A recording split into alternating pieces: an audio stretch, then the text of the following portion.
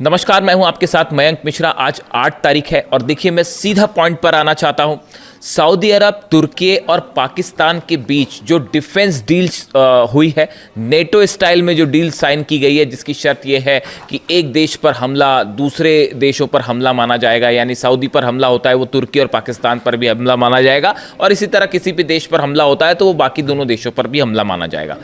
इस defence deal के sign होने के बाद, जिसका नाम मेक्का जॉइंट डिटरेंस एग्रीमेंट रखा गया है, जो एर्दोगन, मोहम्मद बिन सलमान और शहबाज शरीफ के बीच में हुआ, इस एग्रीमेंट के बाद मेरे पास कम से कम 1000 लोगों के ये कमेंट्स आ चुके हैं वीडियोस पे अलग अलग कि आप इसको किस तरह से देख रहे हैं।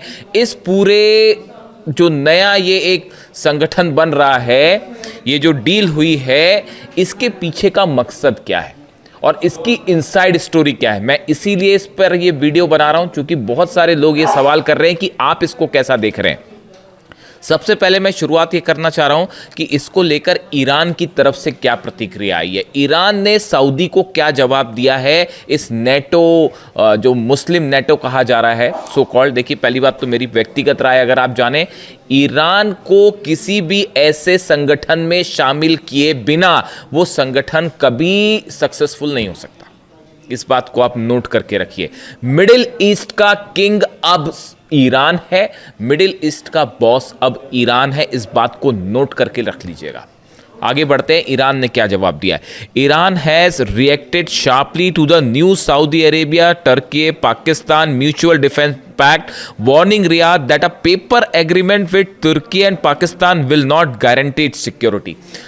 ईरान ने सीधा सीधा चेतावनी दे दी है सऊदी अरेबिया को और ये कहा है कि अगर कोई पेपर डील आपने साइन कर ली पाकिस्तान या तुर्की के साथ मिलकर, तो ये इस बात की कोई गारंटी नहीं है कि आप सुरक्षित रहोगे। सीधी चेतावनी आई है ईरान की सऊदी अरेबिया के लिए कि पेपर साइन करने से कोई देश सुरक्षित नहीं हो जाता। The landmark deals states that an attack against one country will be regarded as an attack against all three.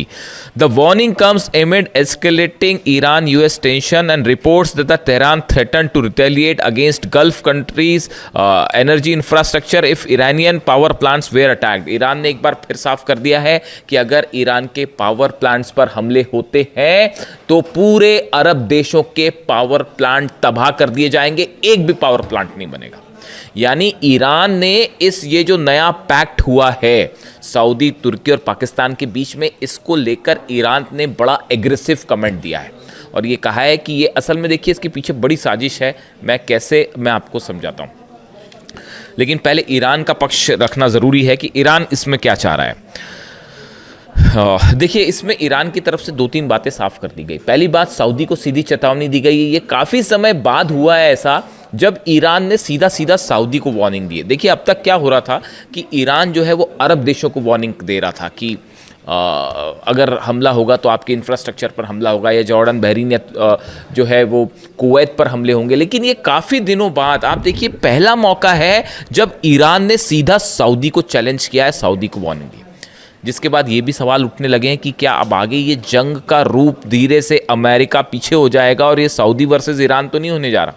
खैर, अभी इसका कुछ कह नहीं सकते इसको लेकर, लेकिन फिलहाल जो है बात की, ये ईरान का पॉइंट ऑफ व्यू था। अब आप देखिए, कुछ चीज़ें बड़ी गौर करिए। डोनाल्ड ट्रंप ने हाल ही में एर्दोगन से मुलाकात की थी तुर्की में। दोनों के बीच में काफ़ी चर्चाएं होती हैं।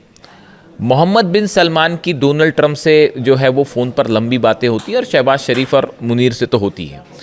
ऐसे में क्या आपको ये लगता है कि ये जो संगठन नया बना है, मेक्का जॉइंट डिटरेंस एग्रीमेंट, जो सऊदी, तुर्की और पाकिस्तान के बीच में हुआ है, ये क्यों बनाया गया? इसका मकसद क्या है इसको बनाने का? क्या ये इजराइल के खिलाफ संगठन बना है? बिल्कुल नहीं बना, बिल्कुल नहीं बना। इस संगठन से इजराइल के लिए कोई समस्या नहीं है। जब तक अमेरिका बैठा है, ये कोई जो संगठन बना है इजराइल के खिलाफ नहीं बना है। ये देखिए, इसका ईरान को लेकर क्या रुख होगा और इसका अमेरिका को लेकर क्या रुख होगा। ये जो चीज़ें हैं, ये 2 सवाल ऐसे हैं जो बेहद अहम हैं।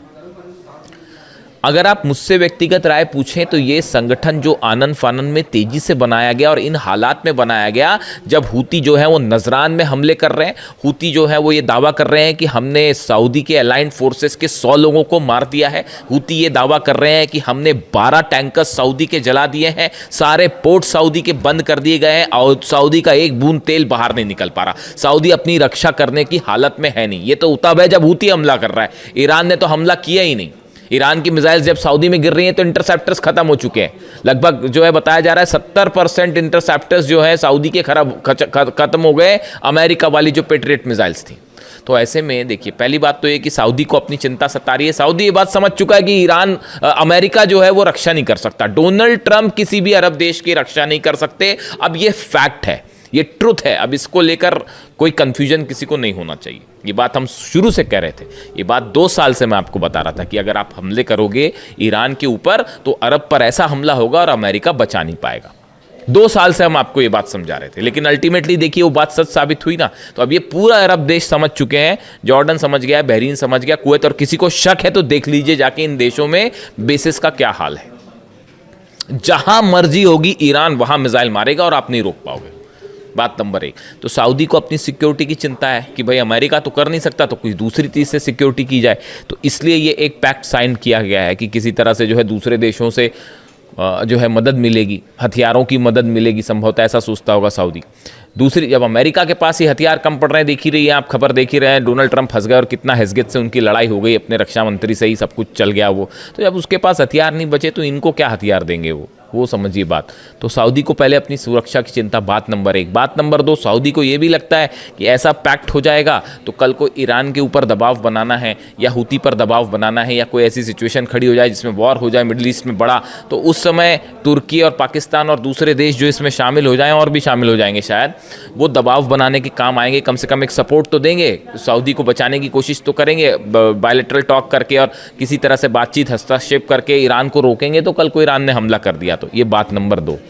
लेकिन जो तीसरा पॉइंट है ये बेहद अहम है, इसको ध्यान से समझिए। तुर्की जो है वो नेटो का सदस्य है, सऊदी नहीं है, पाकिस्तान नहीं है। सऊदी जो है वो नेटो का सदस्य नहीं है, लेकिन तुर्की जो है वो नेटो का सदस्य है। और नेटो क्या कहता है?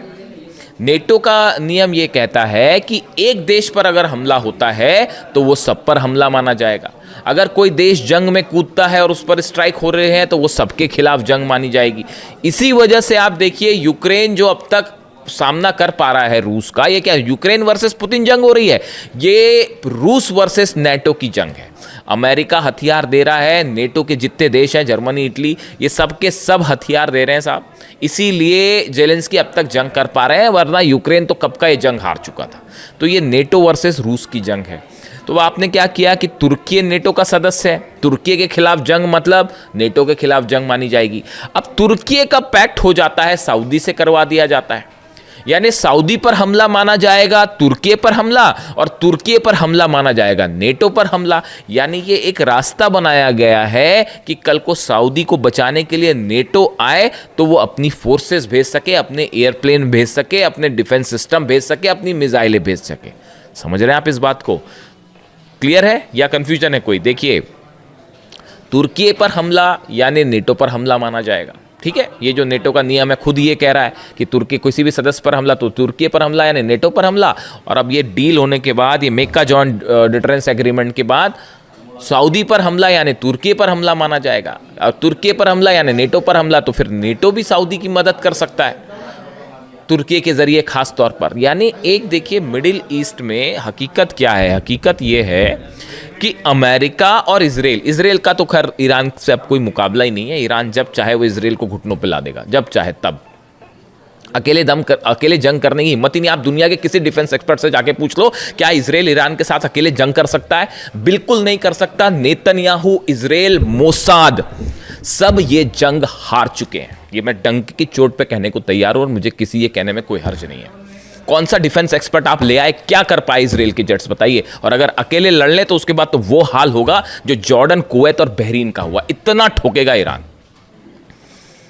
और अभी तो वो सब हथियारों का जिक्र ही नहीं हो रहा है जो चाइना, रशिया ने भेजे, और उनकी जो नई टेक्नोलॉजीज है उसके बारे में तो अभी बात ही नहीं है। बड़े सारे हथियार तो अभी यूज भी नहीं किए गए।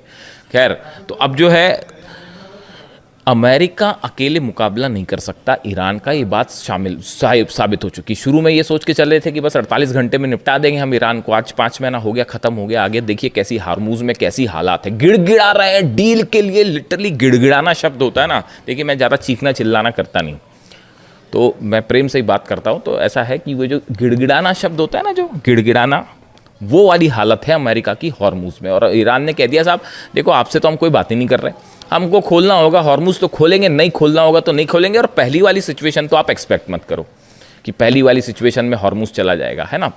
तो अब ये दुनिया, ये मिडिल ईस्ट की एक डेट थी 28 फरवरी, जिस दिन आपने अली खामेनी साहब को शहीद किया था, उसके बाद से अब मिडिल ईस्ट का इतिहास बदल गया and Iran is the boss. इस बात को गांठ बांध लीजिए आप। मिडिल ईस्ट में कोई भी मुस्लिम नेटो शब्द का इस्तेमाल हो रहा है इस शब्द के लिए, इस ऑर्गेनाइजेशन के लिए। मुस्लिम नेटो शब्द में, इस शब्द में ये शब्द तब सार्थक हो पाएगा जब ईरान की सेना इसमें शामिल होगी। मिडिल ईस्ट का कौन सा देश ईरान का मुकाबला कर सकता है, आप मेरे को बताओ। एक मेरे को मुस्लिम देश का नाम बता दो यहां पर जो ईरान का मुकाबला कर सकता है। बताओ, आप बताओ, मेरे को कमेंट करके बताओ, मैं कमेंट देता हूं आपको, कमेंट करके बताइए कौन सी देश, कल को सऊदी और ईरान की जंग हुई, 48 घंटे में क्या हाल होगा सऊदी का अंदाज लगा लीजिए आप। बताइए कोई अरब देश मुकाबला कर सकता है? अरे अमेरिका मुकाबला नहीं कर सका, मिल के वो उसने 12 देशों पे जो है ठोक रखा है ईरान। तो पूरा अरब और अमेरिका मिलके, इजराइल मिलके 5 महीने में क्या कर पाए आप ईरान का? तो सऊदी अकेला क्या कर लेगा साहब? इसीलिए ये पैक्ट हो रहा है और ये एक बहुत ही बड़ा प्लॉट है। ये कुछ लोगों का कहना है कि इससे इजराइल घबराएगा। अरे डोनाल्ड ट्रंप हमला करने देगा इनको, जो एर्दोगान से हाथ मिलाते फिर रहे हैं, सलमान से लगातार बात कर रहे हैं, पाकिस्तान से लगातार बात, वो इजराइल पर हमला करने देंगे इस संगठन को? बिल्कुल नहीं। हमेशा देखिए इजराइल की आलोचना की है, जो मुस्लिम कंट्रीज़ का जो ऑर्गेनाइजेशन है उनकी तरफ से और ये मुस्लिम देशों की तरफ से हमेशा सिर्फ इजराइल की आलोचना हुई है। फिलिस्तीन में इतने हज़ारों लोग मारे गए, हज़ारों बच्चे मारे गए, उनकी सिर्फ आलोचना हुई है। वेस्ट बैंक पर लगातार ऑपरेशन जारी है इजराइल का, लेबनान पर लगातार हमले जारी हैं, सीरिया पर ऑपरेशन जारी है, गजा में क्या हो रहा है आप देख ही रहे हो। हीनियस क्राइम है, वॉर क्राइम्स हो रहे हैं गजा में। मुस्लिम देशों की तरफ से सिर्फ आलोचना हो रही है। हिम्मत करने वाला सिर्फ एक देश रहा जो मिसाइल मार रहा है, वो ईरान मार रहा है। भूलना मत इस बात को। अली खामेनी साहब ने हमेशा कहा जब ज़रूरत पड़ेगी हम युद्ध के लिए भी तैयार हो जाएंगे। लेबनान के लिए भी वो जंग के लिए तैयार हो गए, गजा के लिए भी जंग के लिए तैयार हो गए। इसीलिए खामेनी साहब थे। अब ये जब मैं मीटिंग्स देखता हूँ ना ऐसी, मतलब टू बी वेरी फ्रैंक भाई, देखो मेरे को जो लगता है मैं अपनी राय बता रहा हूँ, आपको ठीक लगता हो तो स्वीकार करिए, वरना आपकी आलोचना का भी स्वागत है। चूँकि ये पब्लिक प्लेटफॉर्म है इसलिए मैं आपकी आलोचना का भी स्वागत करता हूँ। देखिए मैं बिल्कुल ऐसा नहीं चाहूँगा कि कोई मेरी आलोचना करे तो मैं उसको स्वीकार नहीं करूँ, बल्कि हमको दूसरों के विचारों को हमेशा स्वीकार करना चाहिए। अच्छे शब्दों में, साफ सुथरे शब्दों में अगर कोई आलोचना कर रहा है तो उसका बिल्कुल स्वागत है साहब। ये डेमोक्रेसी यही है, ओपन जो विचारधारा है वो यही कहती है कि आप मेरी आलोचना करेंगे मैं बिल्कुल स्वीकार करूँगा।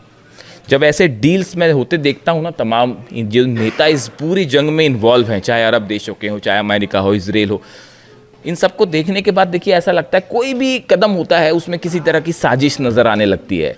सामने कुछ और हो रहा है, पर्दे के पीछे कुछ और हो रहा है। डिफेंस डील हो रही है तो किसके मन में क्या प्लान है, ट्रम्प की क्या साजिश है, इजराइल की क्या साजिश है। आप देखिए एक शख्स थे सिर्फ अली खामेनी साहब, जिनकी मंशा पर कभी कोई शक नहीं करता था, दुश्मनों को भी शक नहीं था। उन्होंने कह दिया कि साहब मैं जो सामने वो पीछे मैं बात नहीं करूंगा मतलब नहीं करूंगा, मैं डील नहीं करूंगा मतलब नहीं करूंगा। उन्होंने कहा था अमेरिका से बात करने का कोई मतलब नहीं है। आज देखो आज क्या हालात है, इतनी जंग हो चुकी, इतनी जंग हो गई इतने दिनों बाद, 5 महीने की जंग देखिए।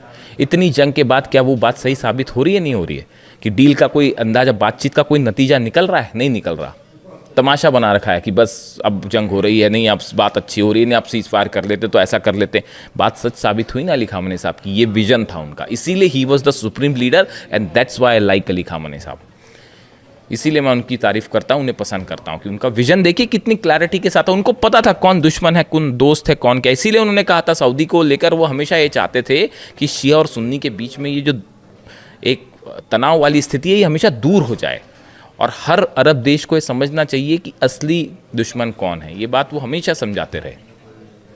खैर, तो अभी देखिए मुझसे चूंकि इस ऑर्गेनाइजेशन के बारे में बोला गया था, इस डील के बारे में पूछा गया था, मक्का जॉइंट डिटरेंस एग्रीमेंट के बारे में आपकी क्या राय है? मेरी बड़ी साफ राय है कि ये अमेरिका के बैकिंग के साथ एक एग्रीमेंट किया गया है जिसका लक्ष्य है ईरान और हूती या हिजबुल्ला ऐसे संगठनों को काउंटर करना, ये कोई बड़ा इजराइल के खिलाफ कुछ नहीं है, भूल जाइए। और ये चूंकि अकेले अमेरिका मुकाबला नहीं कर सकता, इजराइल मुकाबला नहीं कर सकता, तो अरब देशों को ईरान के खिलाफ खड़े करने की, और ज़रूरत पड़ी तो इन देशों को आपस में जंग में शामिल करने की। हॉर्मुज़ खुल नहीं पा रहा तो बोले क्या एक पैक्ट करवा देते हैं, चाहे ताकि मिल के हॉर्मुज़ खुलाएं। खुद बैठे बैठे वहाँ तमाशा देखो, खुद की उधर जनरल डेन कैन कह ही रहे हैं अमेरिका की कि जो है वो बाहर निकलना चाहिए, अब कैसे युद्ध से बाहर निकला जाए। तो ये एक बड़ा प्लान है ईरान के खिलाफ एज ऑफ नाउ जो स्थिति लगती है।